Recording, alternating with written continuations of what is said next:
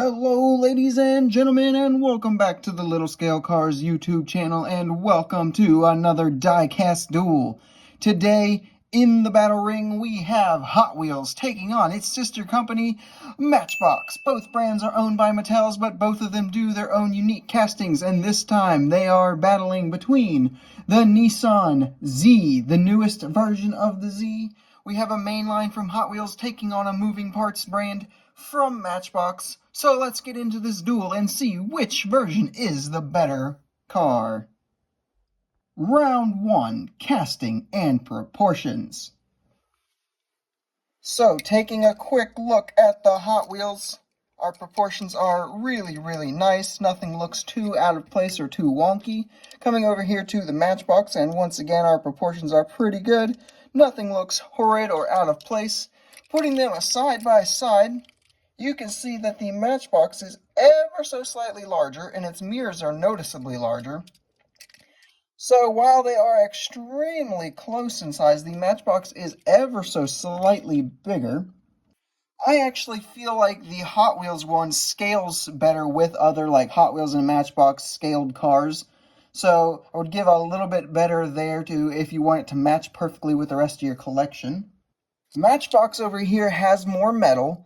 So our roof section here has got a metal bit here, and these pillars down the side are also metal. Whereas over here on the Hot Wheels, you can see that this is just all plastic. It's all the roof piece here, which doesn't maybe look as good as it does on the Matchbox. The Matchbox over here, though, is a moving parts model, so the doors can open. The seams are not too bad, but I can definitely see how they might bother some people. Getting right into the little nitty-gritty details, the Matchbox over here has this emblem right here that's actually casted in, as well as given a little tampo treatment, which looks really cool. The Hot Wheels technically has it casted in as well, but without that tampo, it really kind of just looks like a paint mishap or a casting mishap. So let's zoom in just a little bit and you guys can get a closer look on the side-by-sides between these two.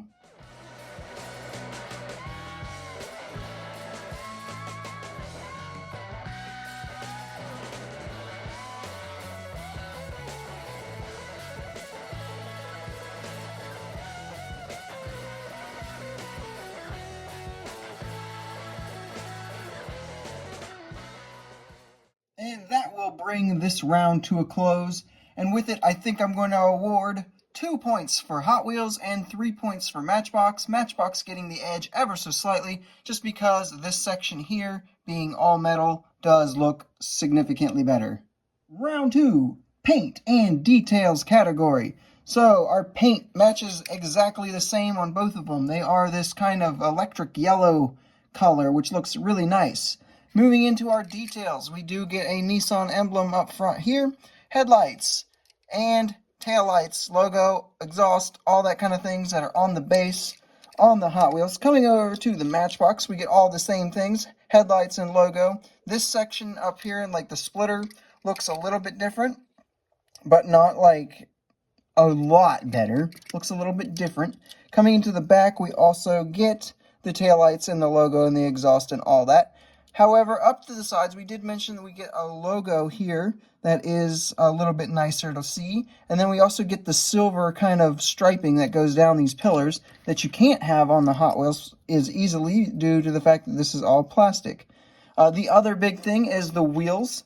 So these are the stock wheels that come on this moving parts one. This one was actually customized by one of my friends, and the stock wheels are kind of a goldish looking color, which is actually pretty accurate to the kind of show car that this was originally shown off in. So technically I would give the point to Hot Wheels there for accuracy with the wheels, but I would give a slightly few more points for the Matchbox in terms of just the overall look detailing wise. So with that being said, Hot Wheels is once again going to take 2 points for this category, and Matchbox is going to bring home 3. Round 3 is value for your money. So Hot Wheels right here, this is a mainline release, and it is about $1 to $1.25 depending on where you get it. Whereas the Matchbox over here is a moving parts release, which is kind of like the mid-tier for Matchbox, and it is going to be about $2.50 to $5, depending on where you get it. For a $1 car, though, I would say the Hot Wheels is pretty good. You can't really expect a whole lot more detail than what you get here for the $1 price point. With the Matchbox being a slightly higher price point, you get a slightly higher level of detail, so it is completely understandable. However, that being said, sometimes the moving parts prices can be a little bit crazy at certain stores.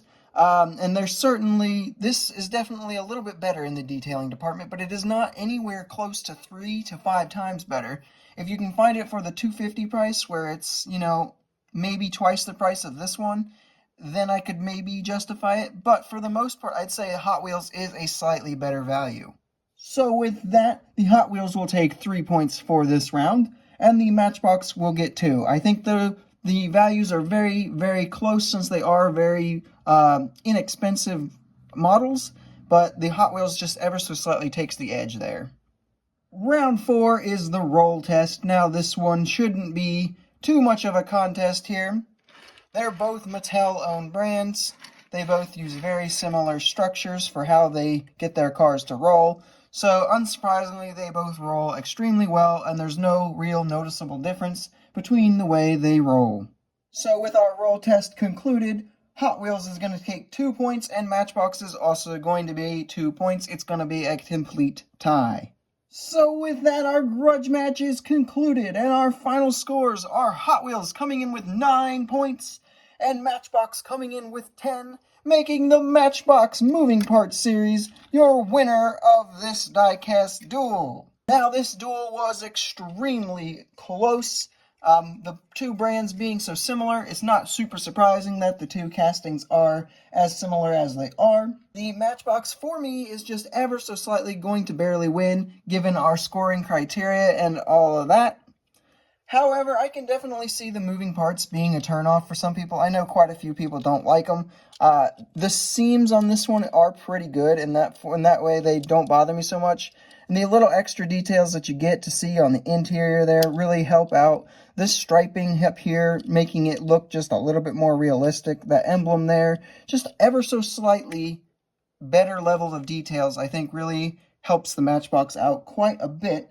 However, the Hot Wheels is still very, very nice, and if you're just not a huge fan of the Nissan Z or JDM cars in general, I can definitely see the pricing playing a huge part into your scoring personally, and I actually completely agree with you there. So, while the Matchbox is the winner of the Diecast Duel, and I do think it looks better, I still would personally recommend the Hot Wheels. Just for me, I will be collecting many of the Hot Wheels. If you follow me on IG, you already know I have pretty much every color of the main line that has been released, whereas I don't know how many of the Matchbox ones I will be picking up. And with that, that will conclude this Diecast Duel. I hope you guys enjoyed it. If you did, make sure you leave a like. Subscribe if you are new, and leave a comment telling me your thoughts on these models, which one you think is the better model, which one you picked up, which one you will be collecting, and I will see you in the next video.